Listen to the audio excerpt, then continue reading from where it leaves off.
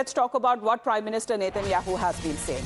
Because he's been putting out the post and calling out to brothers and sisters of the Strait of Israel, where he says that they have achieved, their military has achieved tremendous victories until recently that seemed utterly imaginary. And Iran is weaker than ever and Israel is stronger than ever. That is the bottom line of this campaign, which Prime Minister Netanyahu says. And he also said that I want to make it clear that we still have the objectives to complete and we will achieve them either by agreement or by resuming the fighting. So he is ready.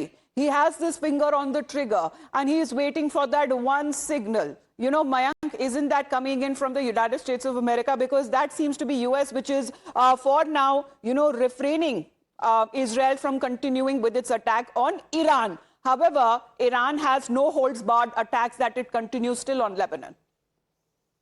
So as far as weakening, I mean, we discussed about, see, Iran has chosen its strengths in a different manner. In conventional war, Iran was not there. I mean, it did not take up on upon Israel and the US in a conventional manner, but they smartly use their long distance trajectory weapons, which is missile in this case and drones also. So what you see is it becomes in a way interesting because, and now Israel has claimed that they have weakened Iran and its regime. That's in a way correct because scars of destruction are largely on the land of Iran.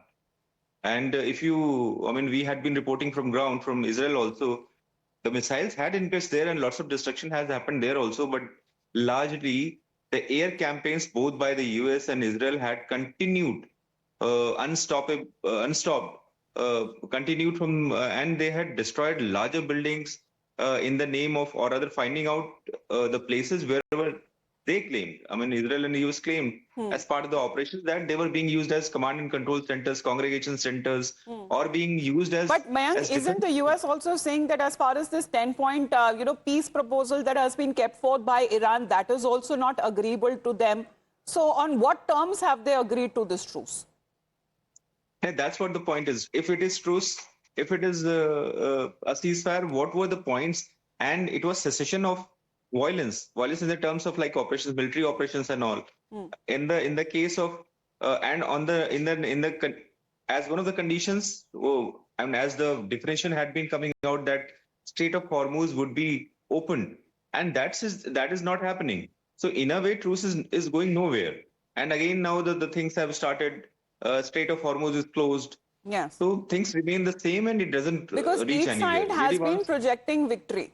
I mean, this is something that it is being seen on the ground in Iran, largely as far as the people have come out and they have been celebrating. They have been calling it as a victory of Iran. The situation, however, seems to be similar in what the US and Israel has been saying, claiming that their main objectives, militarily at least speaking, seems to have been achieved in, Iran.